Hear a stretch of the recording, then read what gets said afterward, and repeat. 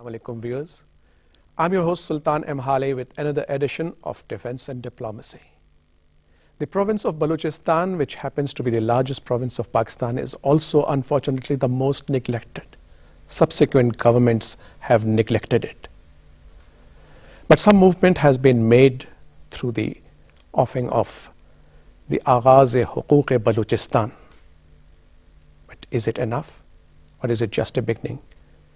To study that, we have invited in our studio today two eminent analysts. We have with us Farrukh Khan Patafi, welcome. And we have Major Raja Mujtaba. The Prime Minister of Pakistan was the chief guest at a function in which 5,000 Baloch were graduated and inducted into the Pakistan Army. This is not a humble beginning, but we hope is one of many more. To discuss that, Farrukh, what is your opinion of this particular induction? Well, as you put it very aptly, I think it is a beginning, a very good beginning at that, but still a beginning. Remember earlier you were saying that this province has quite a baggage. It has history, a very long history at that of suffering. We have to remember this province is 44% of your total national territory. It has 6.6 million population, which is not much. If you want to solve the problems, you can. But not only that, the irony, Farrukh, is that this is also the richest province as far as mineral resources are concerned. That is true. But take Sui gas. Sui gas was discovered in 1954. True. Every major city of Pakistan was provided with Sui gas, but Quetta got its first Sui gas connections in 1984. That is true. And if you are going to talk about Sui itself, yesterday the Prime Minister himself said that they are actually trying to provide gas to Sui area also.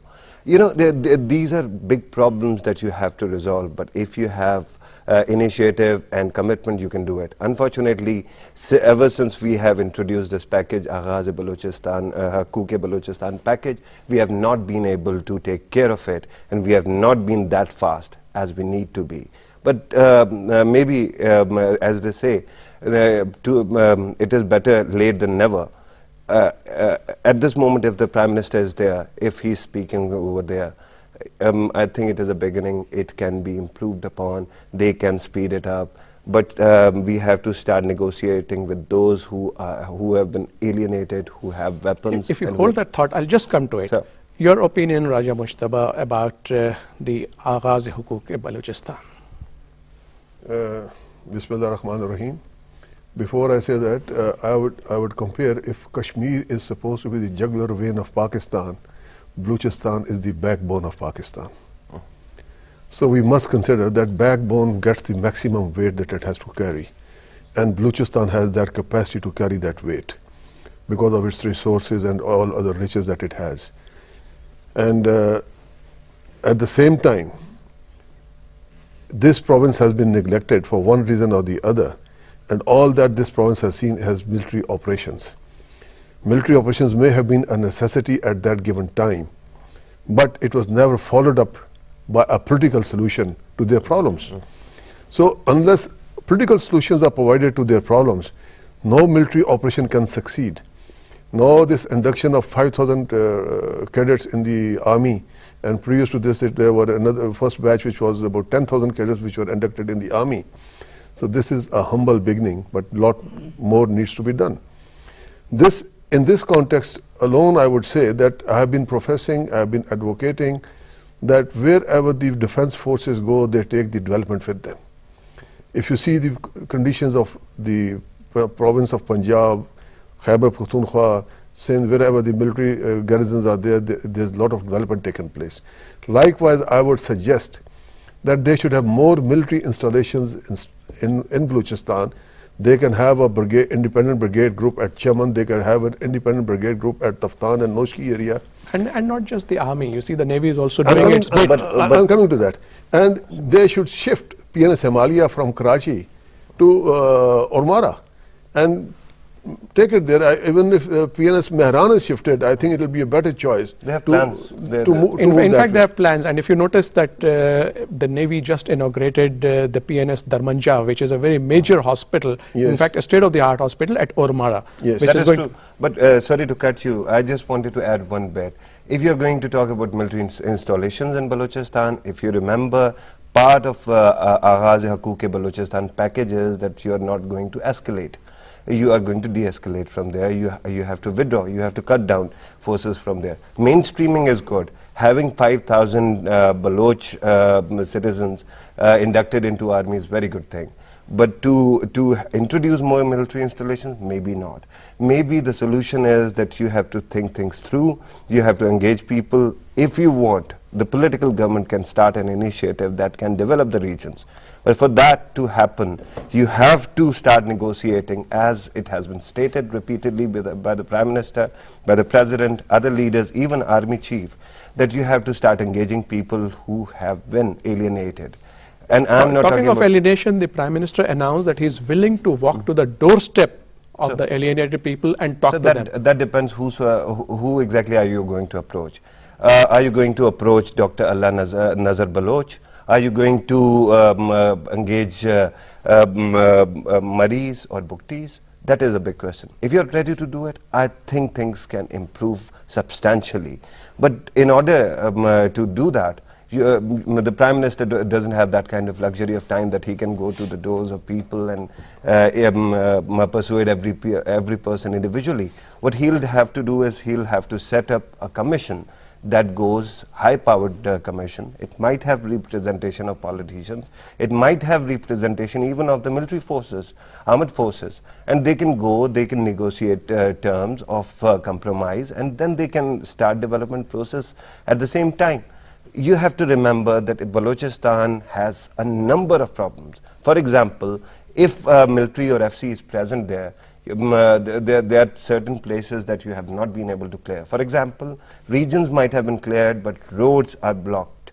A lot of people have installed their own checkposts, private checkposts, and they keep on checking people. They attack Punjabis, they attack others. What you have to do is, if you have military presence there, if you have to start or organize an operation, you have to start clearing the roads. Negotiating with everyone is good. And then it should be followed by development. Development can reach there only through roads, and to do that, you have to clear the roads. Right. So, Major Saab, 305 billion rupees has been allocated, out of which about 125 has been spent this year. More is yet to be done. What, in your opinion, should we focus on? You see, we should focus on the local economy of Balochistan to start with. Local economy will employ the local population.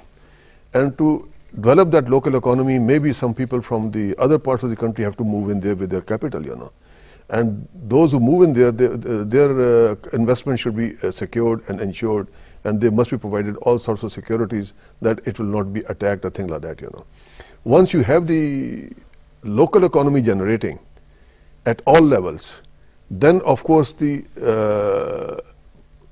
getting Baloch people into the mainstream will not be difficult. It will be far more easier.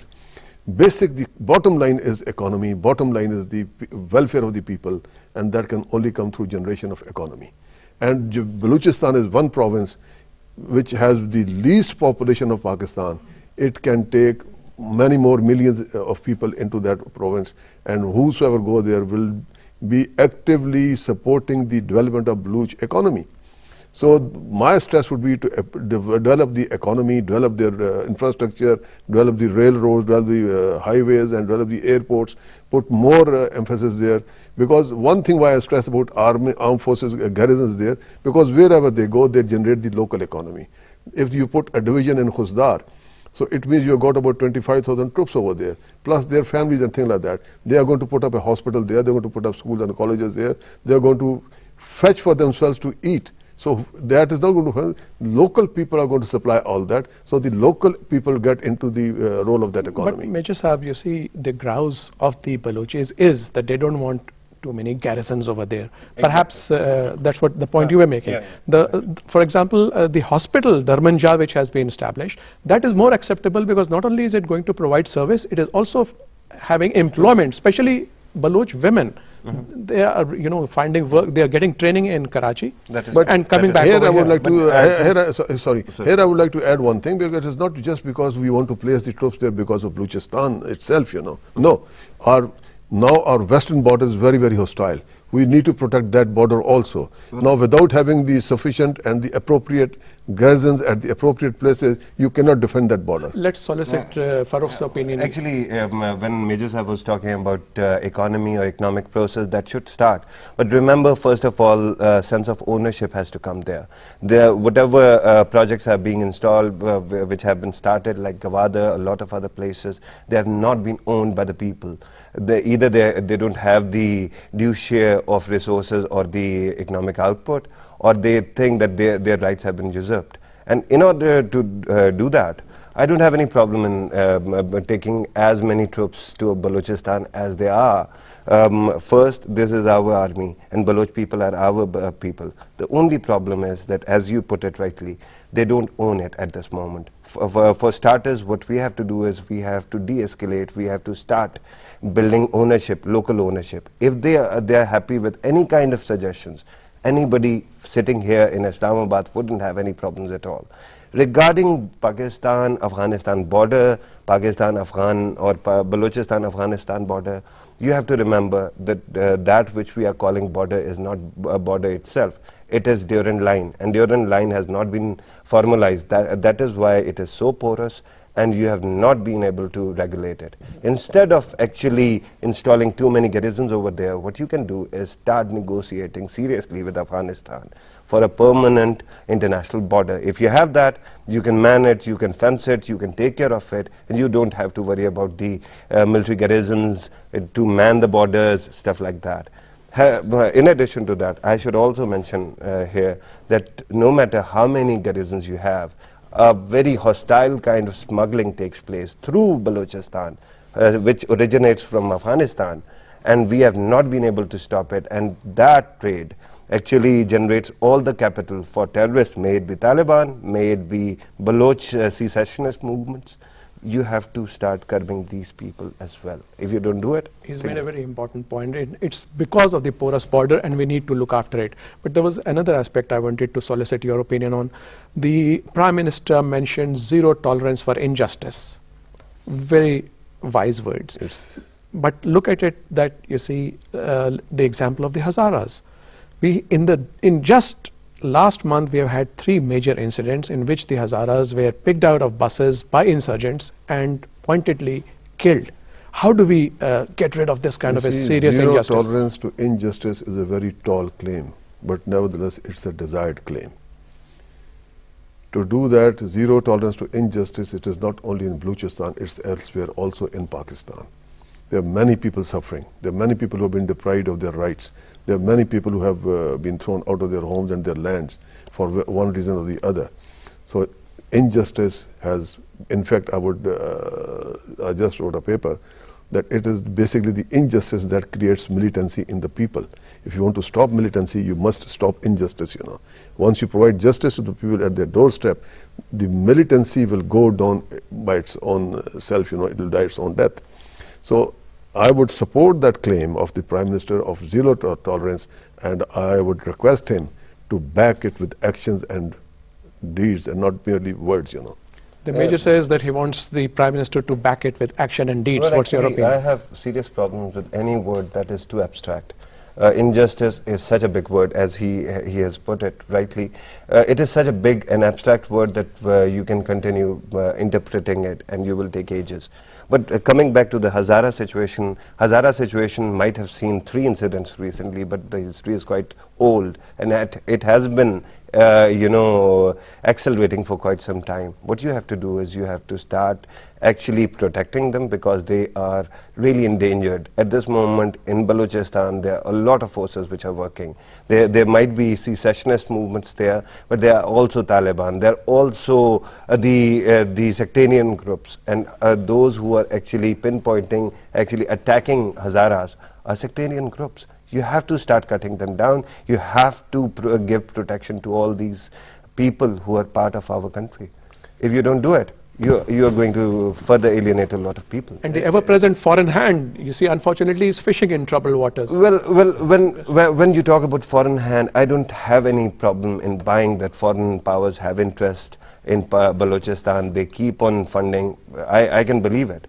But the problem is that if there is any iota or any shred of evidence possible available to us, we should be presenting it internationally.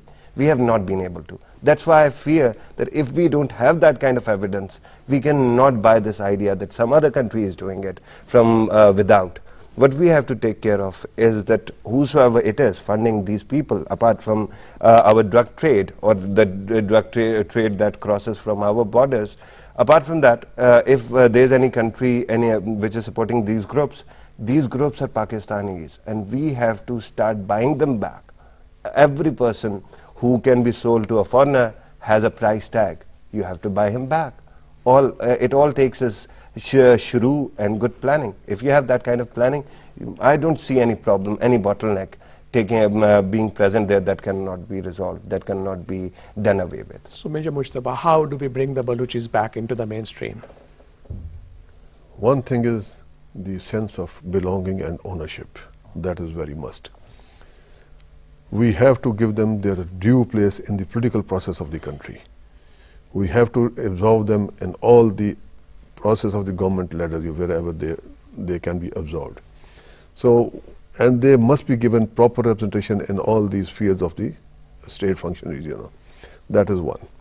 Other thing is, as I said earlier, the economic conditions of that province have to be improved and improved on war footings. And since Balochistan is very rich in resources, it is very rich in energy resources also, in mineral resources also, and it has also become a corridor for Central Asia. And all the more, once we open that corridor from Central Asia for Gwadar port, and then it goes down, through Arabian Sea or whatever, the economy of Balochistan will pick up tremendously. Then with the Central Asia goods going to and fro, this will become more important than Suez Canal. What Suez Canal earns for Egypt, it will earn up maybe 20 times more what Egypt is earning through Suez Canal. And perpendicular to that, the gas corridor from Iran to Pakistan, there is a proposal to link it with China. And China and even India. It started with India, but China has shown interest. Yes. So that will also bring a lot of revenue to the Balochis. We must develop that gas pipeline from Iran to China via Pakistan. We must open up the rail links. We must through with China and also with Afghanistan, linking with Central Asia. We must open up all the communication channels which link up with Central Asia and China. The more communication channels you have, the better economy of your country gets. And that is true. In theory, it should work. But for last 15 years, we have been talking about it. We have developed Gwadar port. We have not been able to really milk it properly. If you talk about IPI or IPC, whatever you may choose to call it, or TAPI or other projects, they have been on cards for ages, but we have not been able to benefit from it. Unfortunately, whenever we talk about Gwadar and its potential, what happens is we attract a lot of jealous people. Salik Harrison will start talking about dividing Pakistan into small pieces because Pakistan being a nuclear power, Pakistan being a big country, Pakistan having a good population can benefit and become a superpower. It can benefit China or others. Remember one thing, whatever we are at this moment a small country, and we might have a lot of resources in Bared and Balochistan, but our primary, most important resource is our human resource, our Baloch people who are not happy with us for some reason, one reason or another. And before you start economic activity, which have to be there, which stay there for a bit, they cannot be destroyed by the terrorists. You have to first go on the war footing in engaging the people that are alienated. And as I gave you certain names, these three people, their forces will also have to be brought into the overall peace building process. If that is not taken care of, I'm really afraid that any kind of economic activity you're going to invest is you're going to lose it very quickly. And then remember, the province might also have a lot of problem of corruption as well. Corruption has been there. The kind of democracy or the kind of election that took place during Pervez Musharraf's time is not that much popular there either. If you have traveled there, Prime Minister's visit to Quetta is very good. To Gwadar is also really appreciated. But remember that that is not the only part of Pakistan or Balochistan for that matter.